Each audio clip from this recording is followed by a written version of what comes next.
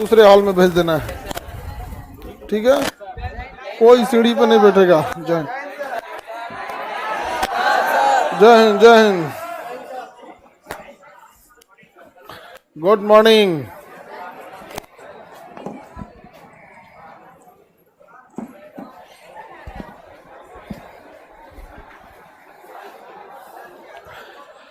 चलो बाबू, हम लोग आपको कहाँ तक बताए थे? कौन सा वंश? मौर्य वंश।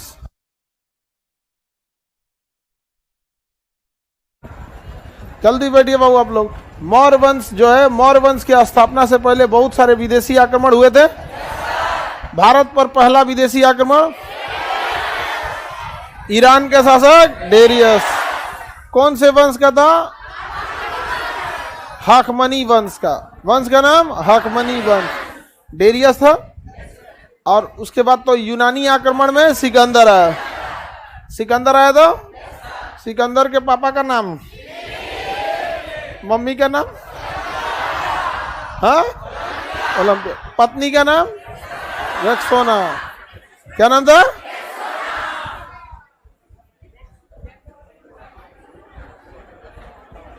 घोड़ा का नाम बताओ।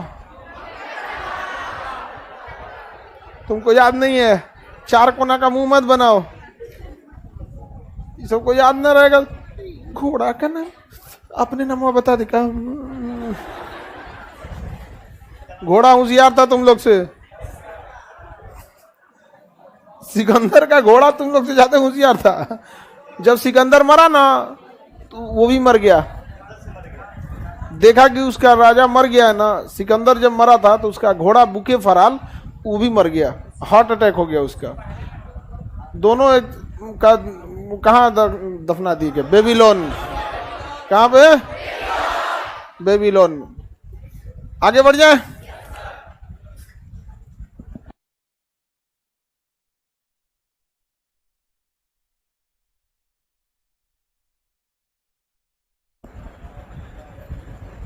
अब चंद्रगुप्त मौर्य तो चंद्रगुप्त मौर्य तक बता दिए थे? नहीं, अभी पढ़ा ही रहे थे। चंद्रगुप्त मौर्य संस्थापक थे। चंद्रगुप्त मौर्य मौर्य वंश के। आपको पता है मगध पे पहला वंश जो था हर्यंक वंश था। कौन सा? हर्यंक वंश। हर्यंक वंश का शिशुनाग वंश। शिशुनाग के बाद नंद वंश। नंद वंश के बाद मौर्य वंश। कौन सा वंश बाबू? मौर्य वंश था। आगे बढ़े।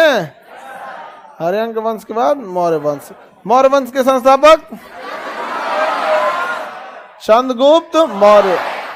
चंद्रगुप्त मौर्य। याद रखिएगा, ये नाम बड़ी ज्यादा आएगा। चंद्रगुप्त, एगो चंद्रगुप्त बस होगा तो गुप्त वंश का हो जाएगा। और जैसे चंद्रगुप्त मौर्य लगाएगा तो मौर्य वंश। जैसे हम कहते कि चंद्रगुप्त द्वितीय, कौन सा वंश है? ये गुप्त वंश हो जाएगा। चंद्रगुप्त प्रथम, कौन सा वंश? गदावा समुद्रगुप्त बोलते। समुद्रगुप्त में किसको कंफ्यूजन होगा? कौन बोलेगा समुद्रगुप्त की मौर्य वंश का है वो?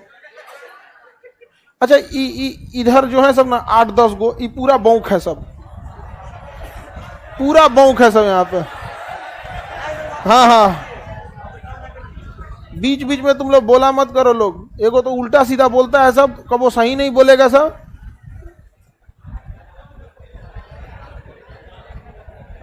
बताइए, कंफ्यूजन सेम नाम में ना होता है? कोई दिक्कत?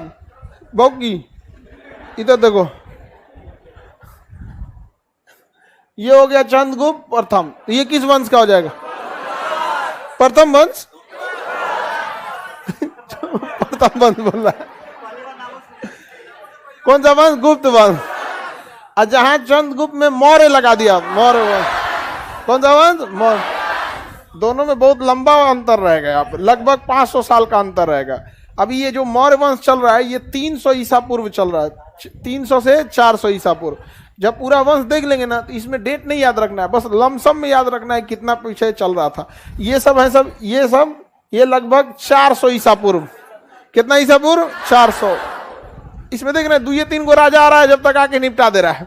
जैसे नंद वंश में 2 गो ही भी किया, धनानंद, महापदमनंद और धनानंद। धनानंद बकलोल था, ऑर्केस्ट्रा खूब देखता था। बाबर ने अपनी आत्मकथा में लिखा है कि राजा को विलासतापूर्ण जीवन से बचना चाहिए और एकांतवास में नहीं रहना। जब भी आप अकेले रहते हैं ना, तो आप व्यक्तिगत चीजों को सोचते हैं। अकेले रहेंगे तो खुद के बारे में सोचेंगे, हाई घर हो जाता, यहाँ घूमने जाते, हाई कपड़ा खरीद लेते हैं, एगो गाड़ी रहता, आप लोग सोचेंगे स्कूटी रहता, लड़का सोचेगा बुलेट रहता। ये आज के इस एज में यही सब हमेशा ख्याल ही उल्टा सीधा आएगा। यहाँ पे बुलेट, अरे तुम इतना बनो कि तुम्हें गाड़ी ना चलाना पड़े, इतना समय नहीं होता है। अब देखिए, आप गाड़ी में बैठ के कोई काम कर लेते हैं, देखिएगा ना, किसी को भी डीएम एसपी को गड़िया में बैठ के थोड़े ना फोन पे बतियाते रहेगा, बतियाते भी रहेगा तो अपने काम का बात करते रहेगा, कहाँ लॉ एंड ऑर्डर का रिपोर्ट लेते रहेगा। उसको इसलिए दिया जाता है कि भाई इस समय को क्या कर सके, यूटिलाइज कर सके। और आप लोग ना, हम खुदे चलाएंगे, मतलब आपके पास एक्स्ट्रा समय है, आपको आना चाहिए चलाने, वो अलग बात है, लेकिन आप उतना काबिल बनिए ताकि आप हर समय को यूटिलाइज कर सके। अपने आप को इतना योग्यता ले जाइए कि आप कहीं हैं तो आपके कहीं ना होने पे वहां पे काम अटक जाए। अब प्रधानमंत्री भारत के हैं नरेंद्र मोदी, ऑस्ट्रेलिया जाएंगे तो भारत में काम रुका रहेगा। आपके डीएम छुट्टी पे जाएंगे तो वहां का काम रुका रहेगा, या तो फिर किसी एडीएम को हैंडओवर करना पड़ेगा। तो यंग एज में ना उल्टे सीधे ख्याल आता है, और खास करके जब अकेले रहेंगे लोग तब। तो बाबर ने मना किया था किसको, हुमायूं को, लेकिन हुमायूं भी बकलोले था। उस सब में वो भी उसको खूब इधर उधर मन लगता था, देख लेता था अगर वो राजा की बेटी कितना अच्छा है जी, और खूब वो सब ईरान जाके बियाह किया था। बताओ, ईरान जाके बियाह करेगा। अब तुम लोग अपने मोहल्ले में देख लेता है, खूब से खूब दूसरे टोला में, और कहां पे, ईरान। बाबर ने मना किया था कि नहीं किया था? ऐसे जितना भी महान शासक को देखेंगे ना, इस सब चक्कर में नहीं पड़ेगा आप लोग को। आप लड़का हो या लड़की लोग, ये इस एज में, यह एज आपका संघर्ष है, दूसरे से नहीं संघर्ष है, खुद से। दिमाग का एक हिस्सा कहेगा कि पढ़ाई पर फोकस करो, और दूसरा का हिस्सा करेगा ओकरा पर फोकस करो। फोकस किस पे करना है, पढ़ाई। और लड़की से थोड़े बात करना है, उसके पापा से बात करना है। पापा से बात कर लो नौकरी के बाद, देखिए हो गया है। खुद का लिए करेगा। आप हर सक्सेसफुल आदमी के लिए कोई दूसरा आदमी जाता है उसका स्टार्ट, मतलब इनिशिएट करने के लिए, तो खुद से काम करेगा नहीं। और इसलिए लड़की लोग भी मन लगा के पढ़ाई करो, नहीं तो ये सब चौपट कर देगा सब। देखो ये बुढ़ऊ, किसी न किसी को ये बुढ़ऊ चौपट करबे करेगा या, हाँ अंकल जी है, इसके बाल का कलर और इसका कलर सेम होते जा रहा है। अच्छा, ये अपने को खूब स्मार्ट समझता है ये। हाँ?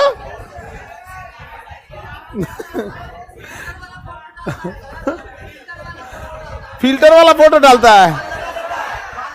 चलो आगे बढ़ते हैं। यहाँ पे अल्लाह अल्लाह मत किया करो यहाँ पे, अरे तो इधरिया जो बैठती है ना, मार दिया करो तन सा, ऐसे कलम लेके ऐसे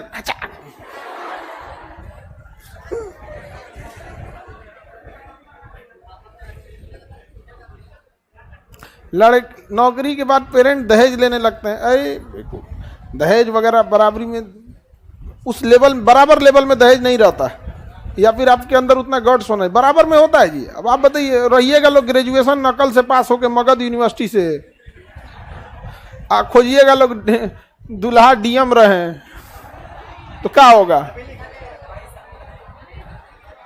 आप भी रहिए यूपीएससी, वो भी रहे यूपीएससी, लेगा दहेज।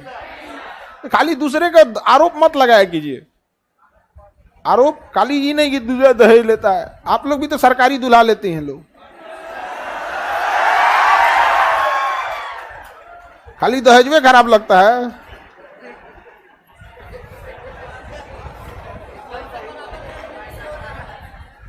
आगे बढ़ जाते हैं। चंद्रगुप्त मौर्य, समझिए ध्यान से, चंद्रगुप्त मौर्य तो योग्य शासक था, बहुत ही योग्य था। इसके प्रधानमंत्री का नाम, सप्तांग सिद्धांत किसने दिया था? सप्तांग सिद्धांत। यूरोप भारत का मैकियावेली, भारत का मैकियावेली की पुस्तक, द प्रिंस, और चाणक्य की पुस्तक, और कितने अधिकरण, 15 अधिकरण, कितने हैं? 15। चंद्रगुप्त मौर्य जो थे ये बहुत महान शासक थे। कई जगह विवाद है कि ये राजपूत थे, कई जगह है कि ये शूद्र जाति थे, लेकिन ये किस जाति से थे? शूद्र जाति। चाणक्य को इसका बहुत विरोध भी झेलना पड़ा, क्योंकि चाणक्य जो थे तक्षशिला के एक ब्राह्मण थे। क्या थे? ब्राह्मण थे। अब कई उच्च श्रेष्ठ जाति वालों ने कह दिया कि भैया ये शूद्र जाति का व्यक्ति राजा कैसे बनेगा। चाणक्य ने कह दिया आओ तोरो निपटा देते हैं। धनानंद को तो आदमी निपटेबे किया। यहाँ पे राजा योग्यता के आधार पर होना चाहिए, सप्तांग सिद्धांत के आधार पर होना चाहिए। राजा योग्य है कि नहीं, उसका अमात्य योग्य है कि नहीं, जो जनपद है, जनपद उसका क्षेत्रफल क्या होना चाहिए? ज्यादा। जितना ज्यादा जनपद बड़ा रहेगा, जनसंख्या भी रहेगी, क्षेत्रफल भी ज्यादा होगा। दुर्ग क्या होना चाहिए? ज्यादा। पैसा क्या होना चाहिए? ठीक ठाक। न्याय व्यवस्था मजबूत, सेना मजबूत, हर चीज उसके अंदर। दुर्ग वही किला वगैरह होना चाहिए। राजा इसके पास है तो बेहतरीन शासक है, नहीं है तो बेहतरीन नहीं है। तो चंद्रगुप्त मौर्य एक योग्य शासक था। समझ में आ गया कि नहीं गया? चंद्रगुप्त मौर्य की एक पत्नी का नाम दुर्धरा और दूसरी पत्नी, और दोनों के बाबूजी को यही हराया था। दुर्धरा के पिताजी को तो निपटा दिया, कार्नेलिया के पिताजी को भेज दिया। बताइए मेगास्थनीज किसका दूत था? हाँ, सेलुकस निकेटर, सेलुलोज बोलती है सही, Seleucus Nicator. Cellulose protein fat ये सब तो बायोलॉजी में आता है। मेगा से देखिए मौर्य वंश की जो जानकारी मिलती है, मौर्य वंश, अभी तो हम लोग कौन सा वंश पढ़ रहे हैं? मौर्य। इसकी जो जानकारी के स्रोत हैं, इसके 3 पुस्तक मिलेंगे आपको, क्योंकि इसके एक तो हो गया आपका इंडिका, किसने लिखा? मेगास्थनी। एक अर्थशास्त्र, किसने लिखा? सर्वाधिक जानकारी अर्थशास्त्र से मिलता है। इंडिका में लिखा, समाज 7 भागों में बटा हुआ था। भारतीयों को लिखने में रुचि नहीं थी, आज भी भारतीयों को लिखने में रुचि नहीं है। लिखना आप लोग नहीं चाहते हैं लोग, देखिए सुनने में ज्यादा अच्छा लगता है आप लोग को। इसलिए आप देखिएगा, अगर हम कहेंगे चलो हिस्ट्री लिखवा देते हैं तो क्या समझा दीजिए सर, समझा गया कि नहीं आ गया? लिखने में रुचि नहीं है, हमारा खुदे लिखने में रुचि ना है। हाँ, हमारा पढ़ाऊ में रुचि नहीं रहता है। हाँ सही, हम न्यूज वगैरह कोई इसी को बगलिया में खड़ा करा करते तुम पढ़ो, ये उतना तो हमें कौन ले गए? आप पढ़ते रहेगा आदमी, नाश्ता करते रहेगा, 2 काम एक के साथ ना हो जाएगा। न तो कौन देखते रहो G20 समिट में हमें दाल के जगह एक बार कुल अचारे खा गया आदमी, लहर जाएगा पूरा आदमी। हाँ, तो एक तो पढ़ते रहो, उसमें ज्यादा ध्यान रहता है पढ़ने में। समझ में गया? तो लोने से पढ़ते पढ़ते शुरुआत में आदमी डांट देता था उसको, पढ़े न्यूज पढ़े इंटरनेशनल और नेशनल लेवल का, अब पढ़ने लगे कि गांव गली के नहीं, न्यूज में दुगा छपता है। हर न्यूज थोड़ी इंपॉर्टेंट रहता है, धीरे धीरे उसको ही पता चल गया कौन सा न्यूज पढ़ना है, कौन सा नहीं पढ़ना। तो सबका अपना अलग अलग क्या होता है, माइंड सेट होता है। हम मैट्रिक में थे, हमारा संस्कृत पढ़ने नहीं जाता है।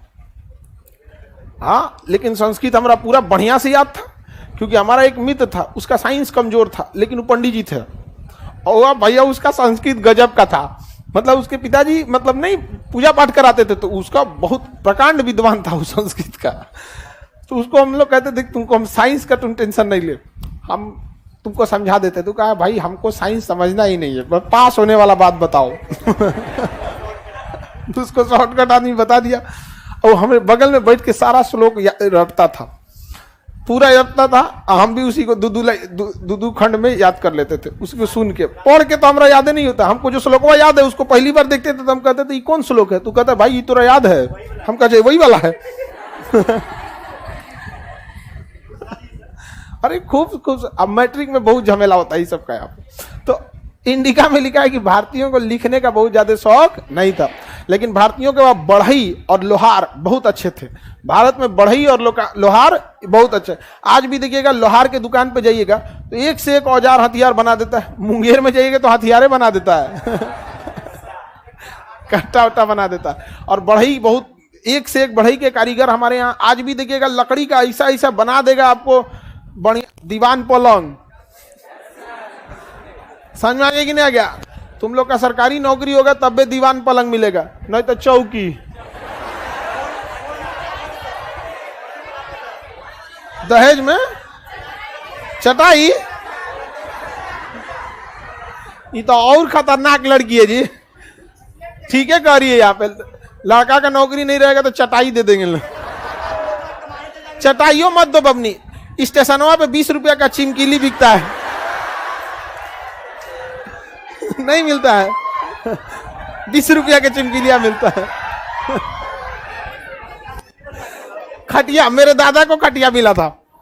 हाँ मेरे दादा को उनका शादी 1954 की 56 में हुआ था, बहुत पहले हुआ था।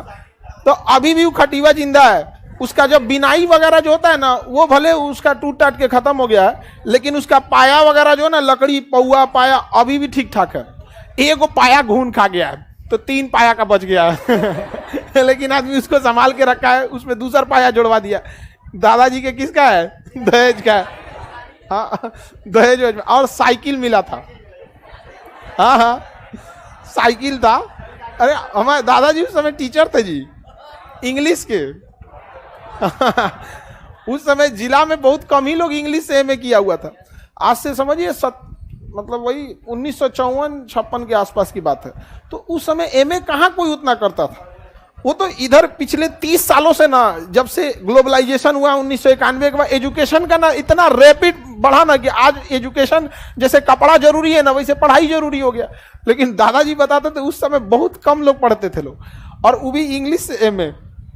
तो बड़ी मतलब हमें दादा का इंग्लिश बहुत ठीक ठाक था। बाद में तो बूढ़े हो गए तो लिखने में हाथ हिलने डुलने लगा। अब जानते ही बुढ़ापा में कितना चीज चलेगा।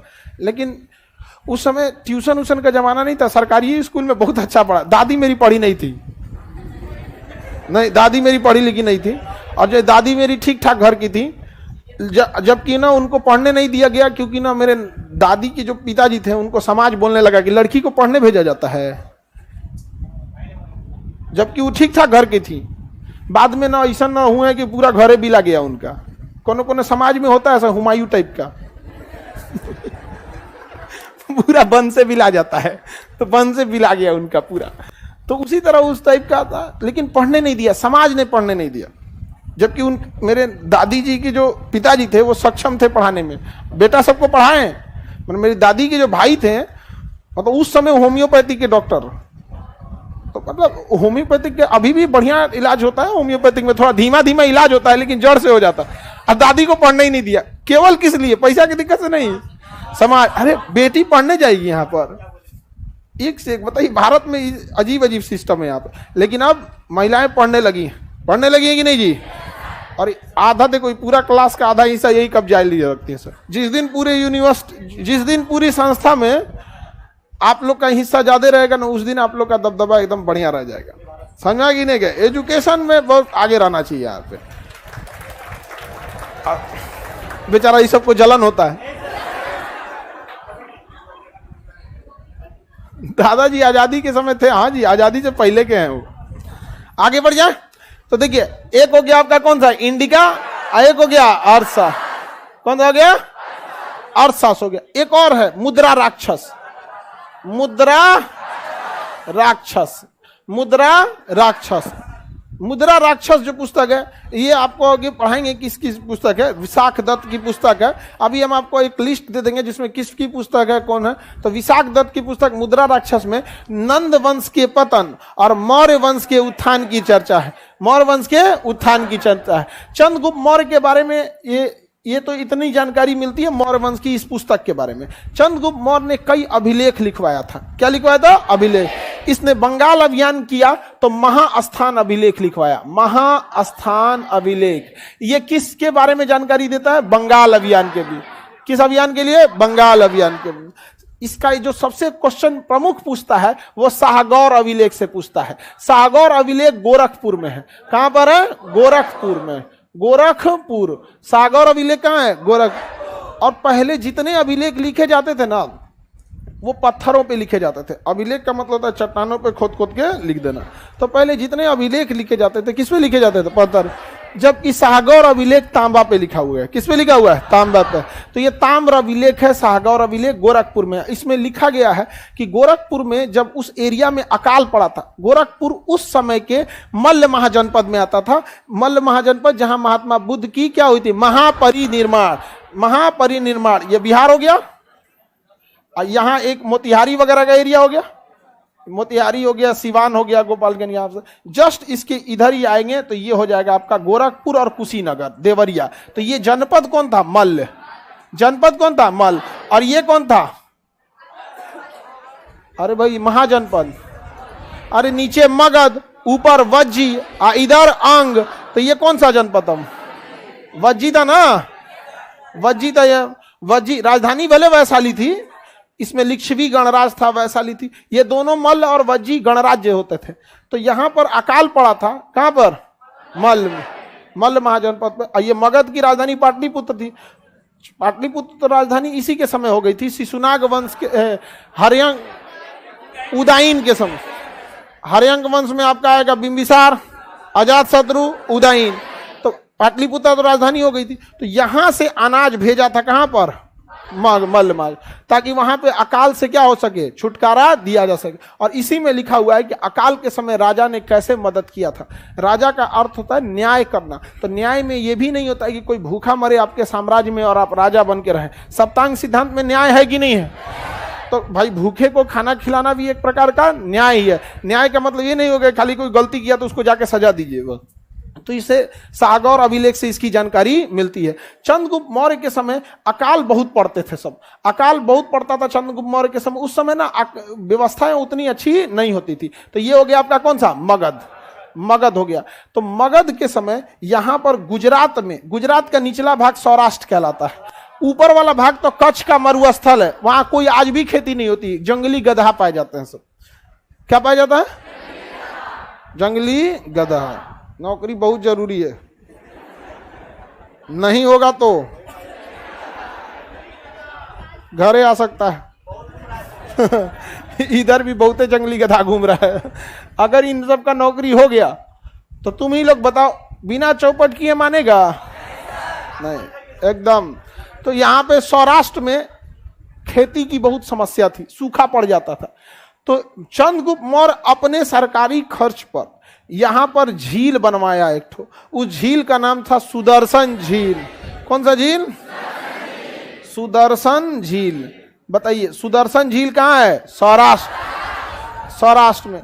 आज न भले गुजरात बहुत आगे चला गया है, तो बहुत गुजरात आगे चला गया है। गुजरात की जनसंख्या भी कंट्रोल में है, फॉरेन डायरेक्ट इन्वेस्ट भी बहुत ज़्यादा है, इंडस्ट्रीज भी ज़्यादा है। लेकिन उस समय वहाँ के लोगों को अकाल पड़ा था ना, यहाँ से भेजा गया था मजदूर और सरकारी खर्च से वहाँ पे क्या बनाया गया था? झील। वो झील का नाम था सुदर्शन झील। कौन झील? सुदर्शन। इसकी जानकारी चंद्रगुप्त मौर्य ने दिया ही नहीं। सोचिए कितना महान उस समय के शासक होते थे कि इतना बड़ा साम्राज्य बना दिया और जानकारी नहीं दिया वहां पर, और उसने लिखा ही नहीं कहीं पर। लेकिन बाद में ना गुजरात, जैसे मगध का अंत हुआ, मगध के बाद मौर्य के बाद अन्य वंश आए, सब आगे देखेंगे, शुंग वंश आएगा, कण्व वंश आएगा, सातवाहन आएगा, और सातवाहन के बाद वहीं पे आएगा एक तो रुद्रदामन। कौन आएगा? रुद्रदामन। वो शक शासक आएंगे, सब विदेश से आक्रमण करने आएंगे, सब शक शासक। विदेशी आक्रमणकारी आएंगे, क्या नाम रहेगा? शक शासक। जिसका कैलेंडर यूज करते हैं शक संवत। विदेशी आक्रमणकारी आएगा, उसमें एक शासक आएगा रुद्रदामन। वह रुद्रदामन गुजरात पर अधिकार कर लेगा, और जब गुजरात पर अधिकार करेगा, आगे पढ़िएगा, तो उसने देखेगा कि इतना बेहतरीन ढंग से झील का निर्माण और झील से निकलने वाली नहरों का निर्माण किसने किया? तो उस शक शासक ने 500 साल बाद, सोचिए मतलब लगभग 400 साल बाद, इस झील का पुनर्निर्माण कराएगा और वहां अभिलेख लिखवाएगा संस्कृत भाषा में, और लिखवाएगा कि मैं रुद्रदामन सुदर्शन झील का पुनर्निर्माण करा रहा हूं, निर्माण नहीं करा रहा हूं। इस झील का निर्माण मगध नरेश चंद्रगुप्त मौर्य ने सरकारी खर्च पर किया था। ईमानदारी देखिए उस समय कितना हुआ करता था। आज का नेता रहता तो लिखवाता मैं विधायक।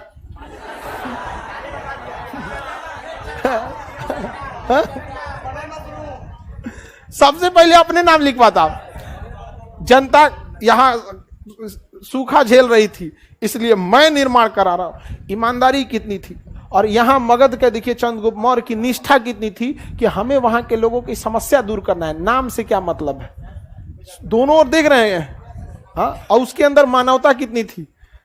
आज सब मानवता पता नहीं कहाँ चला गया, अजीब स्थिति हो गई है। मतलब मत पूछिए आप, हर कोई एक दूसरे को गिरा के ऊपर बढ़ना चाहता है। अरे भाई, आप आगे बढ़ सकते हैं, अपने कदमों को बढ़ा के बढ़ सकते हैं, किसी को ढाक उसका छाती पे चढ़ के आगे बढ़ना बिना क्या जरूरत है।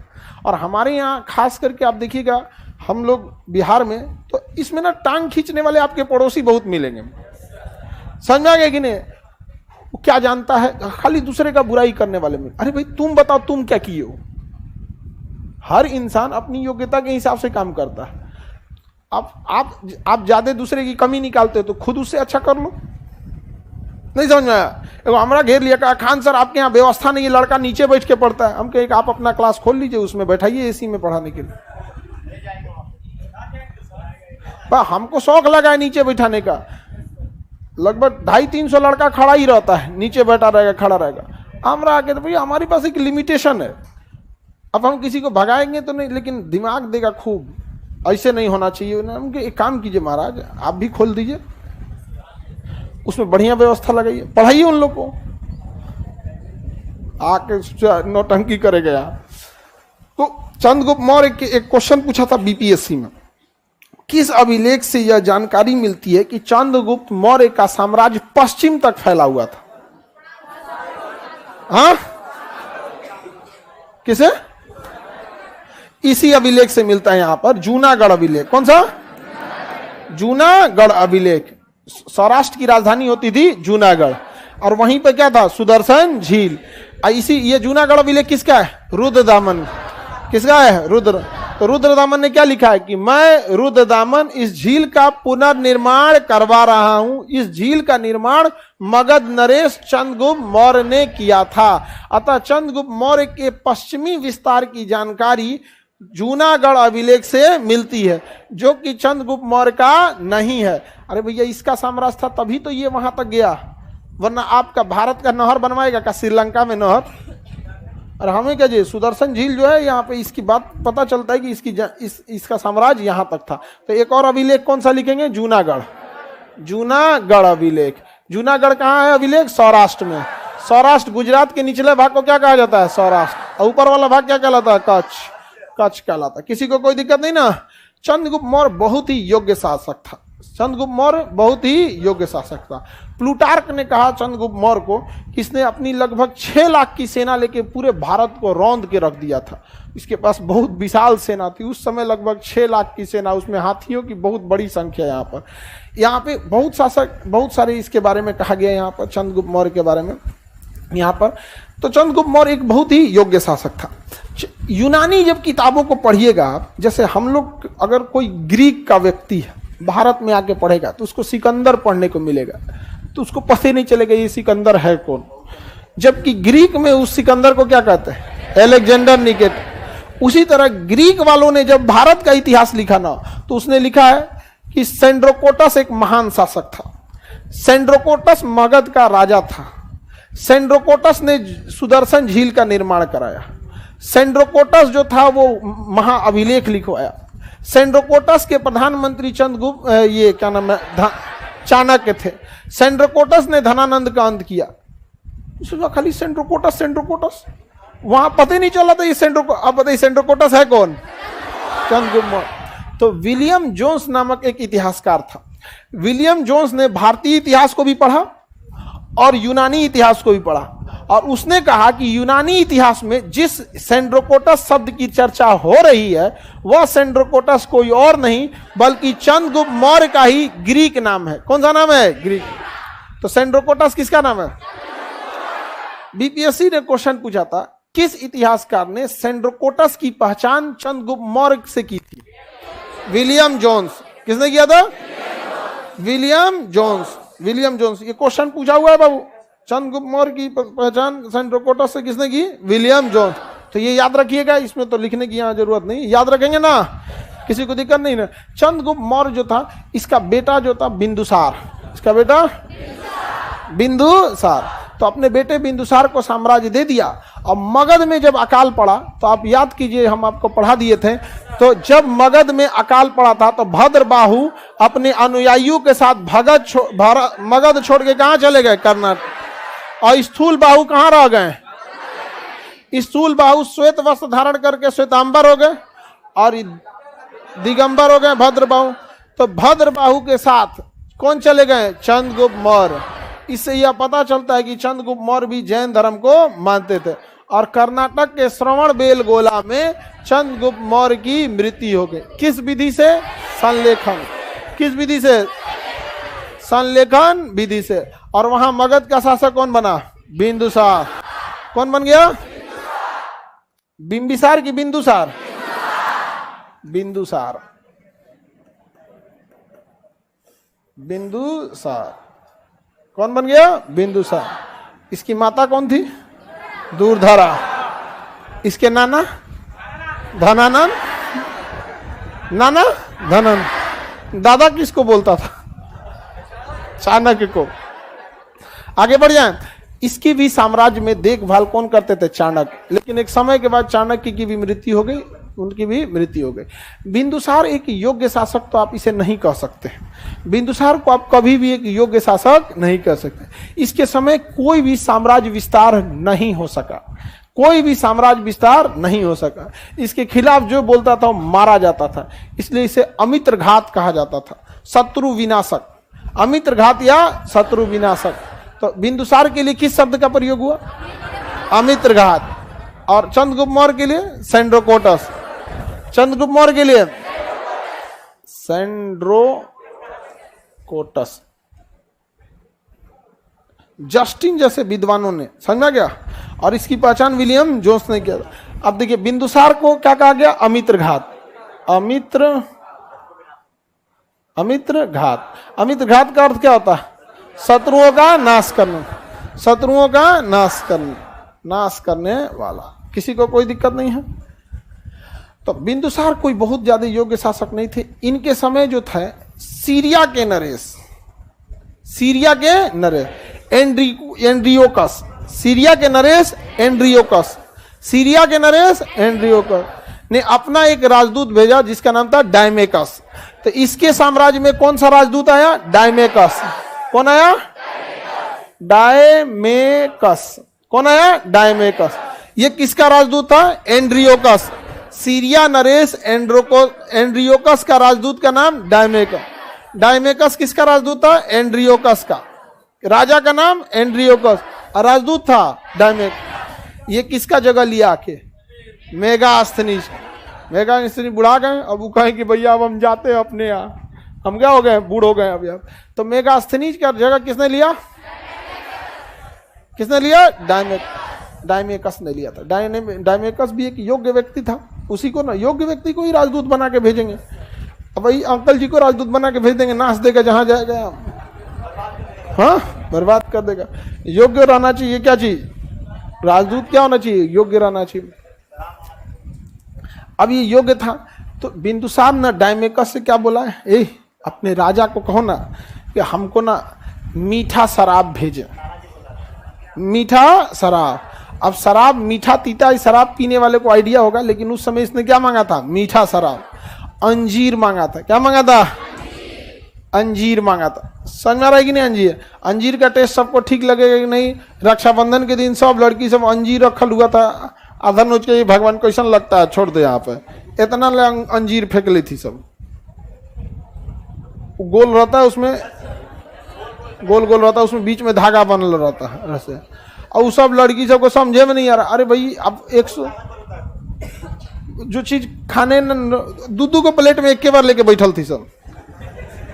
108 को खाने पीने का सामान रहेगा, एक प्लेट में कहीं हटेगा? कभी नहीं हटेगा। तो 2 प्लेटवा में एक के बार लेके बैठी थी सब। एक के को प्लेटवा में पेट भर गया और दूसर का सीधे डस्टबिन में। समझा?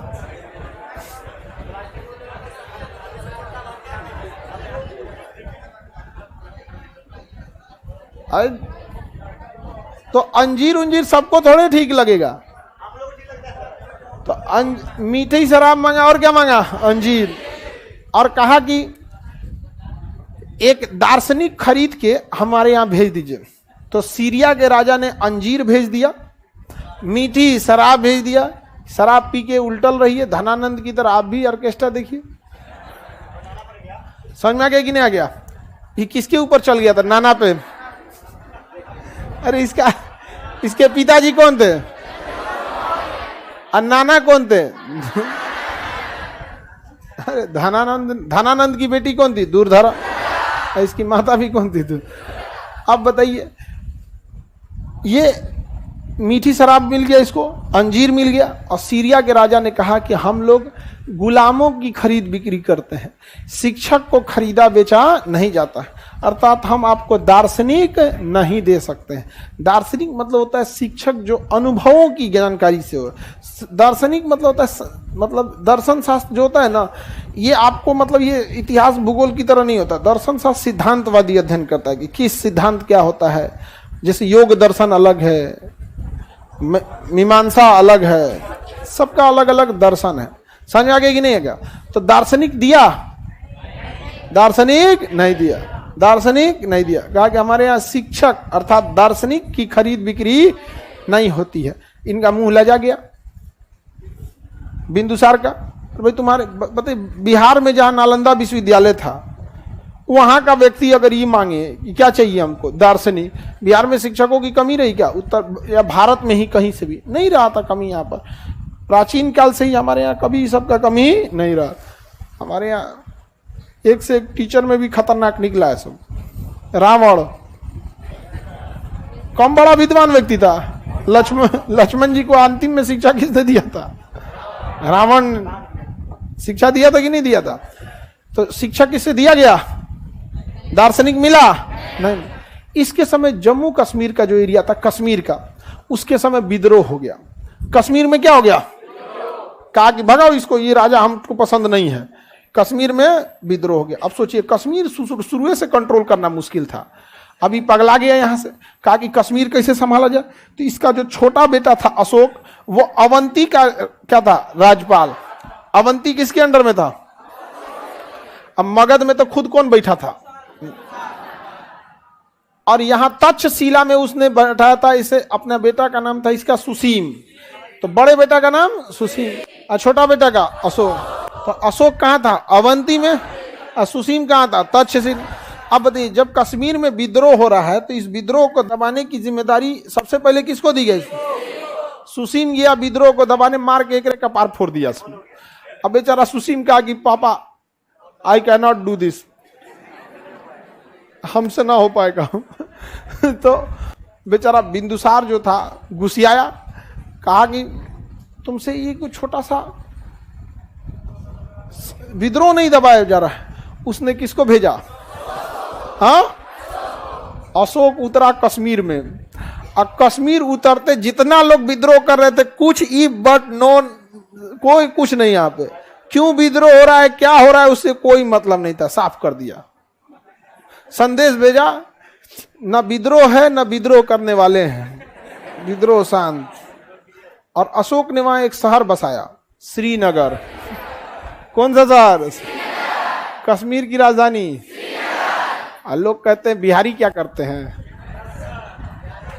पता क्या है आप लोग को?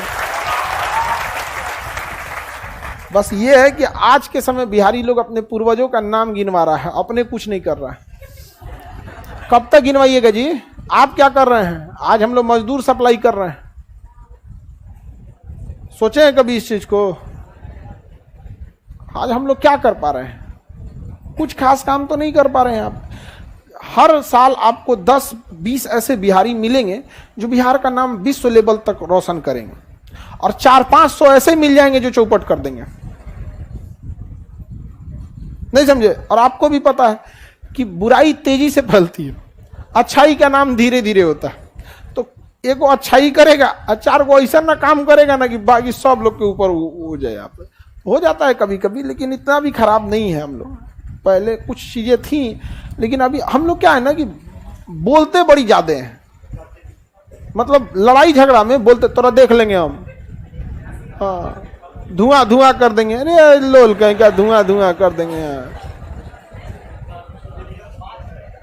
जबकि छत्तीसगढ़ में देखिएगा दंतेवाड़ा इस सब में नक्सल समस्या, नक्सल बहुत हाई लेवल का क्राइम है, वो बहुत ही हाई लेवल का। सेना को उड़ा देते हैं लोग, लेकिन बस बात वही है, सेना को उड़ाएगा चल जाएगा, हमारी मांग ये है, हम सेना को नहीं आने देंगे, ये नक्सल है, ये है, वो है। ये नहीं कि धुआं धुआं कर देंगे, ये कर देंगे। हमारे यहाँ 20 गो जाएगा, सब 20 गो, अकोनों का ठेला उलाट देगा, 2-3 झापड़ मारेगा।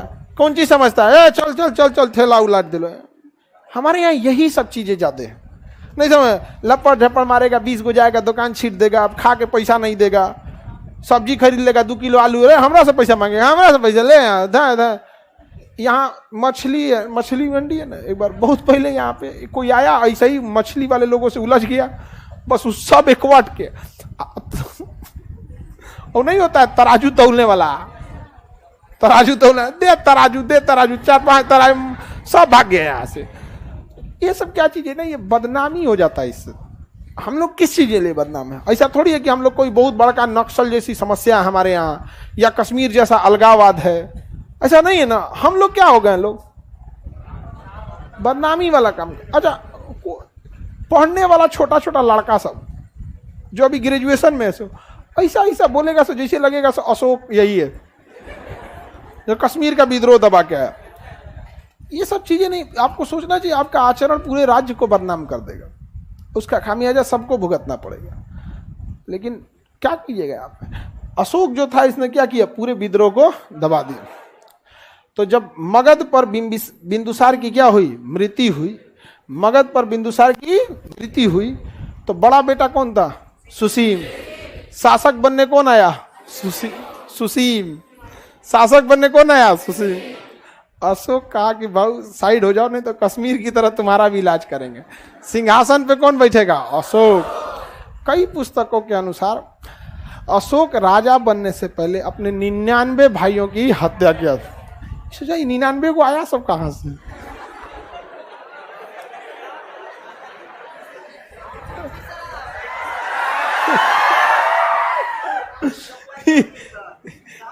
नहीं समझा, 99 भाई। हाँ, पहले बहुते लड़का फड़का इसे उसे रहता था सो राजा सबका। समझ में आ गया कि नहीं आ गया? यहाँ पे पंखा गिरने वाला है क्या? किसके ऊपर का गिरने वाला है? अरे नहीं टूटे। ये बकलवा, ये कौन है? खड़ा हो, खड़ा हो, तुम ऑरेंज टी शर्ट, खड़ा हो, जल्दी खड़ा हो। काहे लिए पीछे देख रहा था? हाँ, तुम मिस्त्री है, इधर आओ, निकल के आओ, इधर आओ, इधर निकल के आओ, आज तो रात होएंगे हम, इधर आओ, चलिए आगे बढ़ते हैं। अशोक राजा बनने से पहले कितने भाइयों की हत्या किया तुम? नहीं आया अभी तक तुम, इधर आओ। आप तुम्हारा विद्रोह शांत करते। तुम लोग पढ़ाई करते रहो, नौटंकी प्रदर्शनी में नहीं खड़ा है तुम। आओ प्रसादी लो। चलो इधर घूमो, इधर उधर घूमो, हाथ पीछे।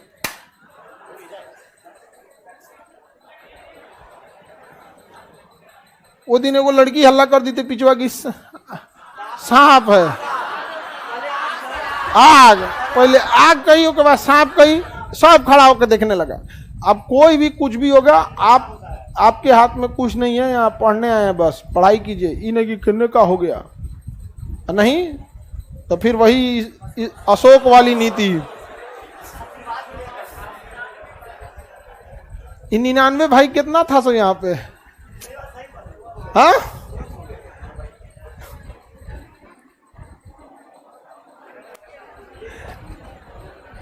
अरे होता पहले के राजा महाराजा बहुत रंगीन होता था सब।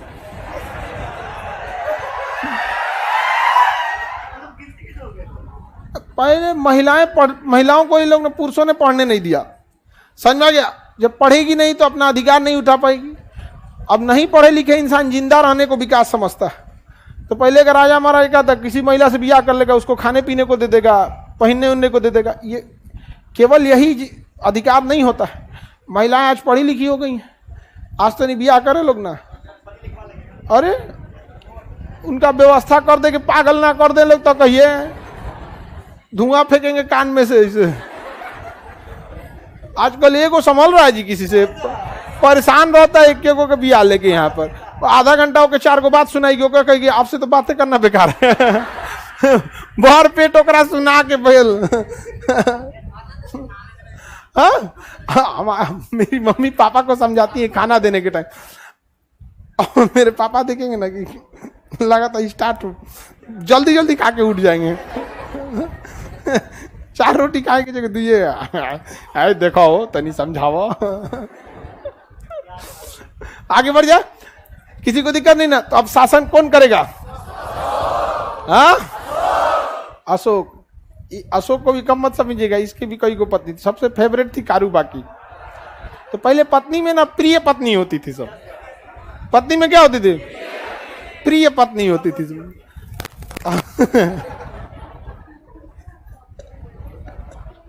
ये क्या कर रहा है? सही कह रहा है एक तरह से। हम बोले कि पहले पत्नियों में प्रिय पत्नी होती थी, तो कह रहा कि हाँ सर, जो सबसे कम बोलती होगी। लाका लोग बताओ सही बोल रहा है कि नहीं?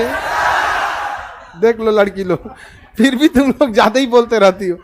सबसे प्रिय कौन होगी?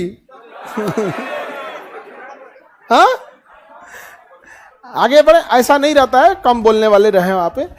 इंसान को ना जो इंसान पसंद रहता है उसका गलतियों इंसान को कम लगता है, जो नहीं पसंद रहता उसका बिना मतलब भी लोग उसको डांट देते हैं। तो कारूबाकी जो थी वो इनकी सबसे प्रिय पत्नी थी। तो कल हम लोग किसके बारे में पढ़ेंगे? अशोक। बिंदुसार क्या योग्य शासक थे? इसका बेटा का नाम क्या था? अशोक। इतिहासकारों ने इसके बारे में क्या कहा है पता है? कहा है कि यह एक पिता का पुत्र था और एक पुत्र का पिता था।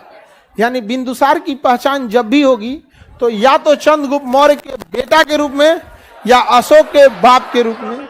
इसका अपना कोई नाम नहीं होगा यहाँ पे। अपना किया कौन चीज है? 99 को बेटा कैसे? आगे बढ़े।